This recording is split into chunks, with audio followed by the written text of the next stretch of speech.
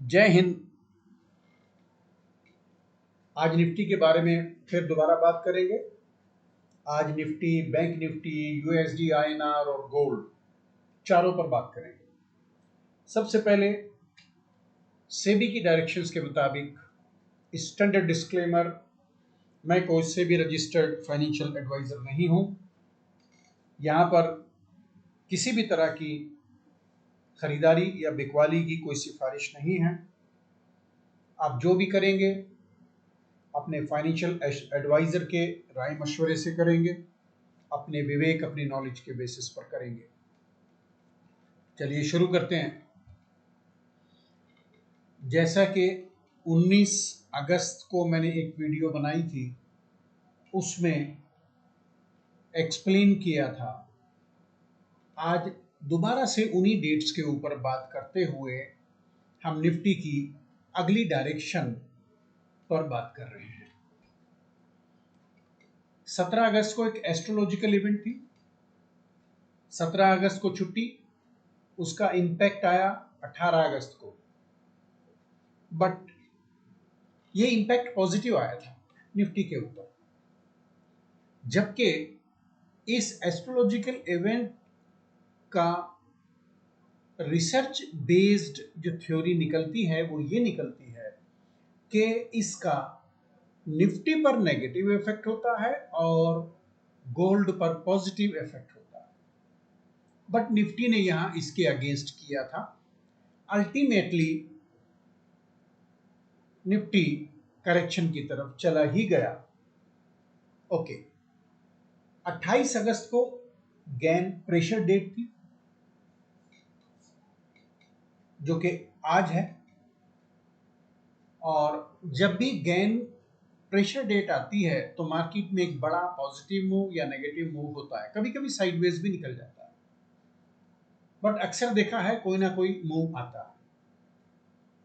उसके बाद बात करें 26 अगस्त को, फिर एक एस्ट्रोलॉजिकल इवेंट थी, यानी कल। तो आज क्या हुआ है, मार्केट ने कल की डेट के लो के नीचे क्लोजिंग दे दिया है। ये मार्केट के लिए एक बियरिश संकेत है, नेगेटिव नहीं बोलूंगा, बियरिश संकेत है। ओके, अभी तक मार्केट यहां से देखें और यहां तक, यहां से यहां तक,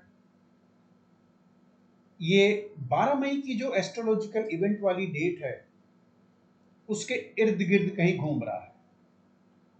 यही सपोर्ट लिया था इसके लो पर, 12 मई वाली कैंडल के लो पर।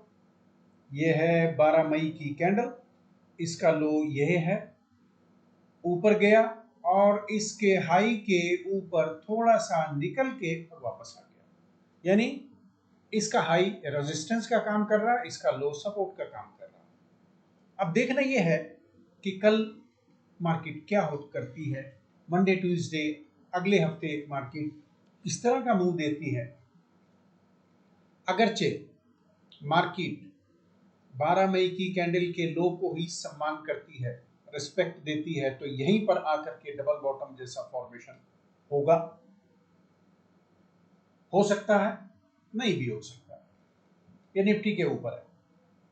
ओके, साथ ही साथ इस कैंडल और इस कैंडल के बीच में मैं मार्क कर देता हूं,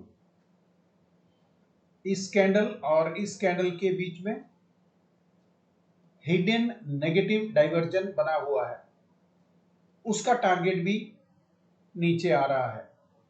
मैं टारगेट बताने की हिम्मत नहीं जुटा सकता, क्योंकि सेबी की तरफ से कुछ हिदायतें हैं, कुछ रेस्ट्रिक्शंस हैं कि हम किसी तरह का कोई लेवल नहीं बता सकते।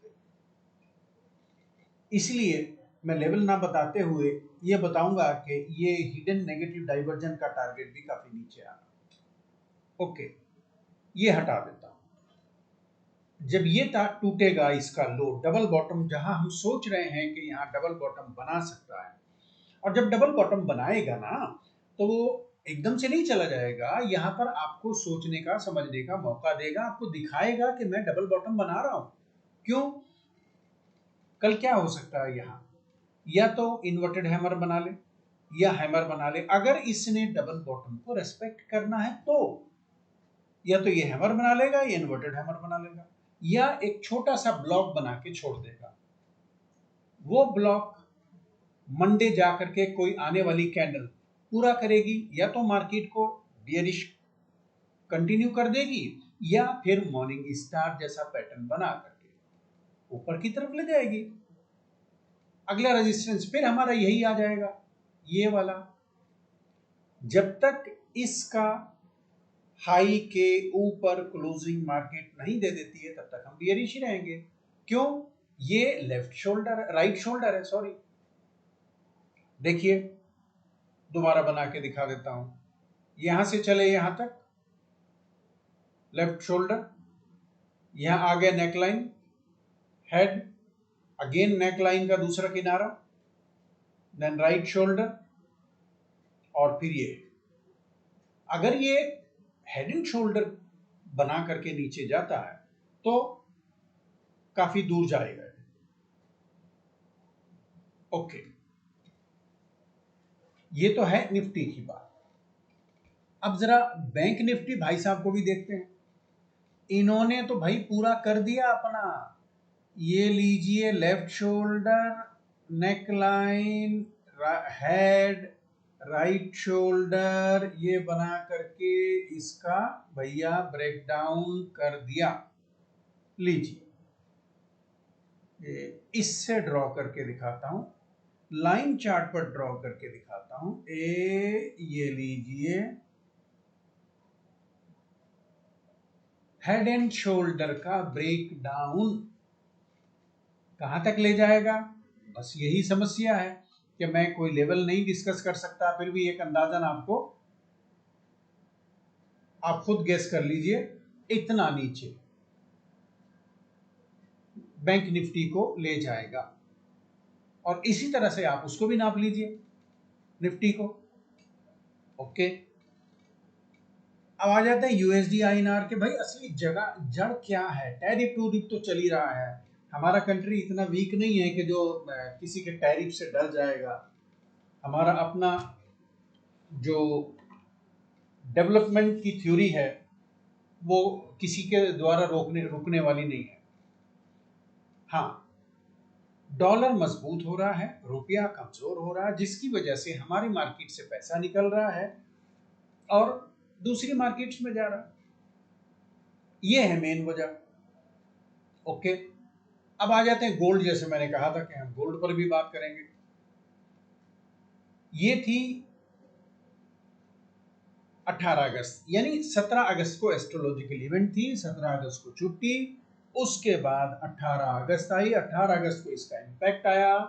गोल्ड ने इस कैंडल के लो के नीचे क्लोजिंग देने के बाद रिवर्सल यानी यू टर्न ले लिया और एस्ट्रोलॉजिकल इवेंट की डेट के हाई के ऊपर क्लोजिंग दे दिया, और यहीं से गोल्ड ऊपर चल पड़ा, क्योंकि इस एस्ट्रोलॉजिकल इवेंट का इंपैक्ट गोल्ड पर पॉजिटिव और निफ्टी पर नेगेटिव।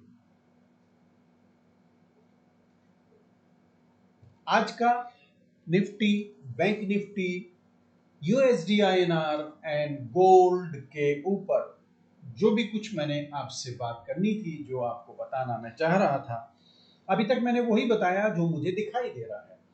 अलग से मैं कुछ नहीं बता सकता।